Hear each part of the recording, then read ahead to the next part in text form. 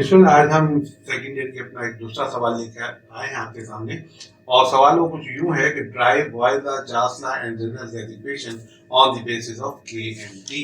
यानी आपको वॉइला जासला और जनरल इक्वेशन को ड्राइव करना है, लेकिन काइनेटिक मॉलिक्यूलर थ्योरी की के बेस पर।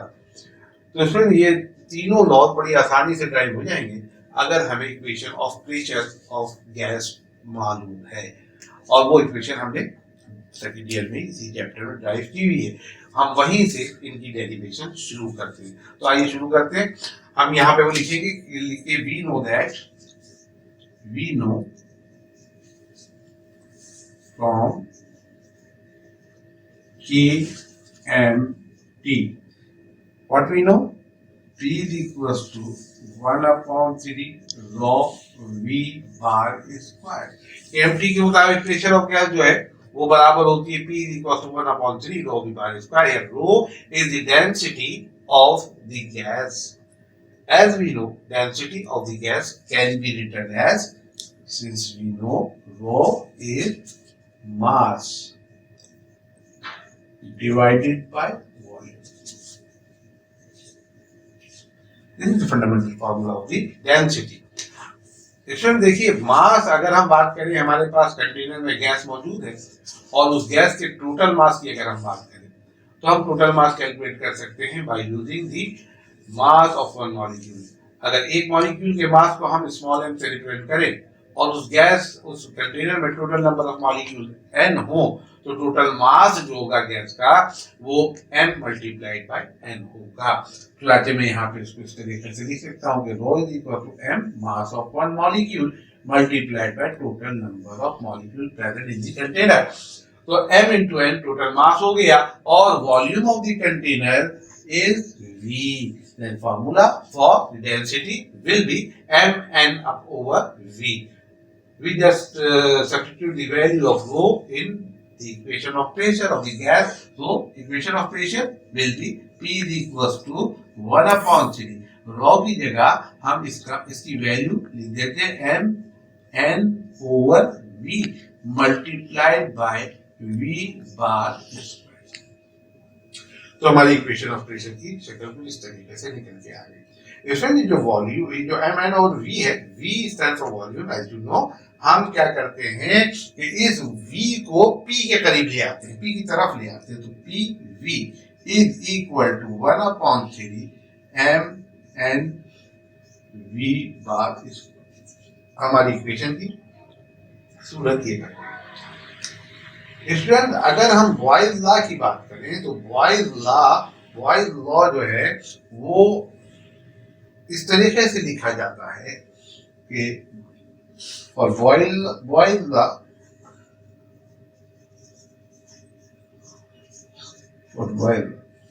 P V is equals to constant। Pressure और वॉल्यूम का प्रोडक्ट हमेशा कांस्टेंट होता है, लेकिन इसके साथ कंडीशन होती है। और कंडीशन क्या होती है? If temperature is constant. अगर टेम्परेचर कांस्टेंट हो या प्रोसेस आइसोथर्मल हो तो पीवी बराबर होता है के के।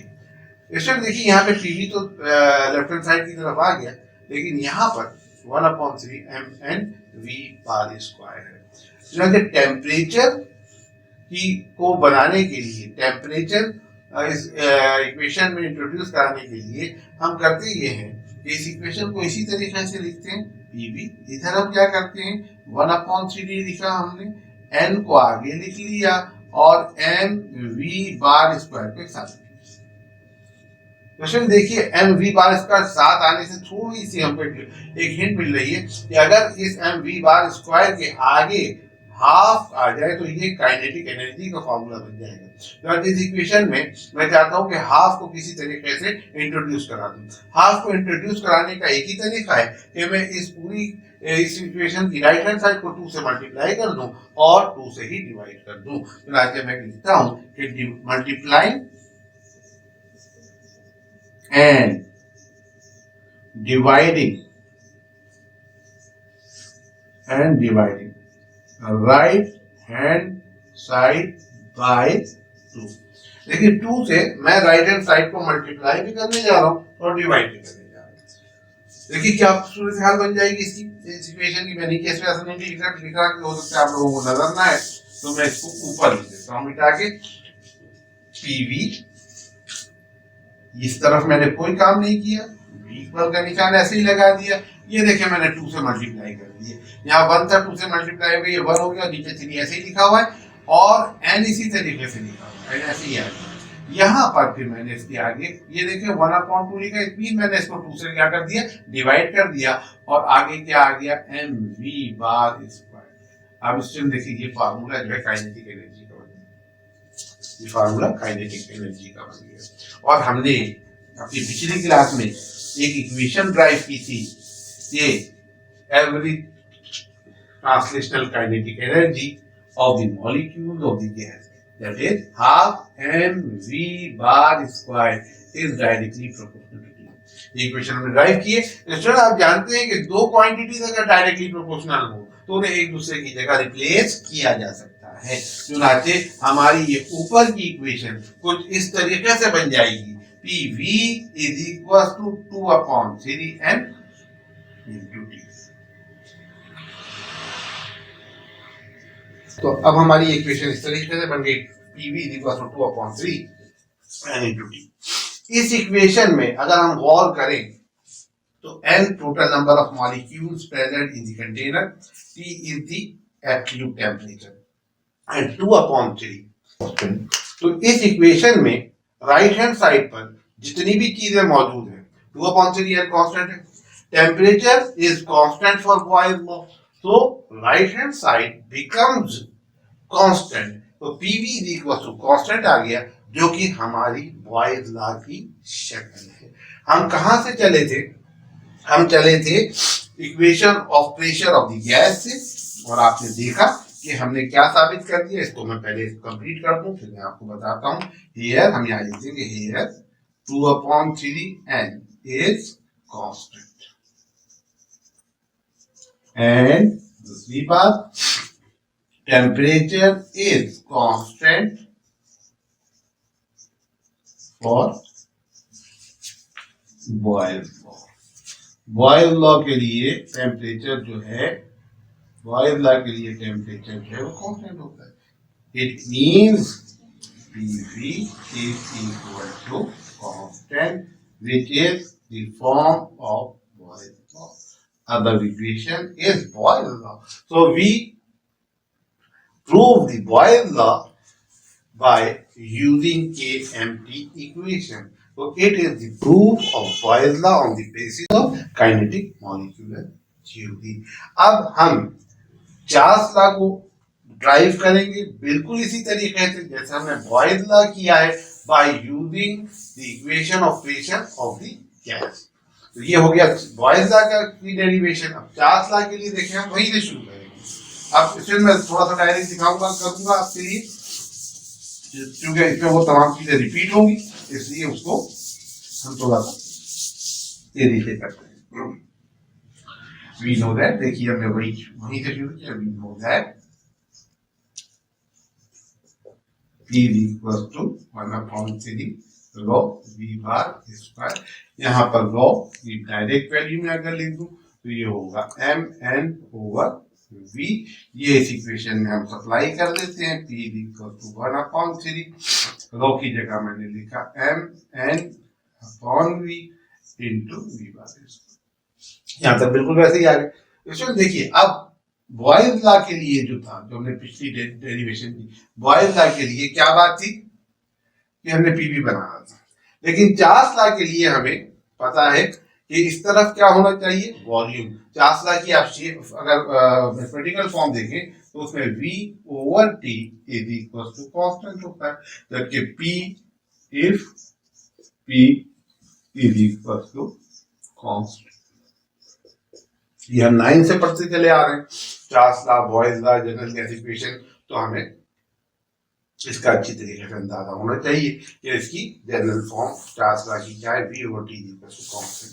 तो अब मुझे अपने इस तरह V और T लाना है, तो मैं प्रेशर को उधर ले आता हूँ और वॉल्यूम को इधर ले आता हूँ। वॉल्यूम को मैं इधर ले आया और मैंने 1/3 ऐसे लिखा। देखिएगा इसमें, देखिए मैं क्या करने जा रहा हूँ, मैंने देखिए इसकी जगह P लिख दिया और V मैं P की जगह ले आया और मैंने यहाँ पर V बार स्क्वायर, कोई नया काम नहीं किया, सिर्फ V को उठाकर लेफ्ट हैंड साइड पे ले गया और P को V की जगह पे लिख दिया। स्टूडेंट फिर वो यहाँ पर वही बात कि वॉल्यूम तो यहाँ आ गया, लेकिन अभी टेम्परेचर लाना है, तो टेम्परेचर लाने के लिए मुझे पहले टेम्परेचर की फॉर्म बनाना पड़ेगी। तो मैंने देखिए 1/3p अलग कर दिया और इसके साथ मैंने n लिख दिया और आगे क्या आया mv बार स्क्वायर। फिर मुझे नजर आया कि अगर हाफ आ जाए इधर तो ये half mv bar square kinetic energy का फॉर्मूला बन जाएगा। चुनाचे हाफ लाने के लिए मुझे वही काम करना पड़ेगा, multiplying and dividing right hand side by, वही काम किए जो उसमें किया था और इसमें भी वही मकसद हासिल करने के लिए किया कि mv bar square half mv bar square बन जाए। तो वॉल्यूम इधर एज इट इज है और यहां से देखिए 2 से मल्टीप्लाई करने की वजह से ये 2/3p हो गया, उसके आगे क्या लिखा हुआ है n लिखा हुआ है इनटू ये डिवाइड हो गया 2 से, देखो 1/2 का मतलब 2 से हमने डिवाइड कर दिया और यहाँ पर क्या आ गया mv बार स्क्वायर। अब ये जो चीज बनी है उसकी रीजन आप यही देंगे कि as we know 1/2 mv bar square is directly proportional to t। तो ये इक्वेशन ऐसे लिखी जा सकती है v is equal to 3/p n into t। अब आपको कुछ आसान लग रही होगी इक्वेशन कि अब हम डेरिवेशन के करीब पहुंच गए, ड्राइव करने के करीब पहुंच गए कि यहाँ पर अब आप जो आपने चार्ल्स का फार्मूला बनाना है वो ऐसे बन जाएगा कि v इधर, ये t आप इस तरफ ले आइए तो ये v/t हो गया और यहाँ पर बना 2/3p इंटू n। अब अगर आप लेफ्ट हैंड साइड को देखें तो left hand side 2/3n constant है और p is constant for Charles law. हम यहाँ ये लिख देते हैं यार 2/3p 2/3n is constant and p is constant for Charles law। तो इक्वेशन क्या बन जाएगी v/t, ये पूरी चीज कांस्टेंट हो गई तो कि which is the form of Charles law। So we prove the Charles law from kinetic molecular theory of gas, the equation of pressure P is equal to 1/3 rho v by square। Students अब हमारी तीसरी derivation जो है kinetic molecular theory से मुताल्लिक है, तो वो derivation बहुत आसान हो जाएगी आपको समझे। वो डेरिवेशन भी आपने कर ही लिया, अगर ये वाली डेरिवेशन कर ली तो हम जो है उसमें सिर्फ मैं यहाँ आपको डायरेक्ट बता देता हूँ कि आप इस P को यहाँ से उठा के इधर ले आएंगे, PV/T is equal to constant हो जाएगी क्योंकि जनरल गैस इक्वेशन क्या होती है PV/T is equal to K। तो इतना पूरा वही होगा, बस सिर्फ P को आप इधर ले आए PV/T कांस्टेंट हो जाएगी और जनरल गैस इक्वेशन जाएगी। तो इसमें ये हमारी डेरिवेशन थी। आप चैनल को सब्सक्राइब करें, लाइक करें और अगर कोई सवाल हो तो कमेंट सेक्शन में जरूर लिखें।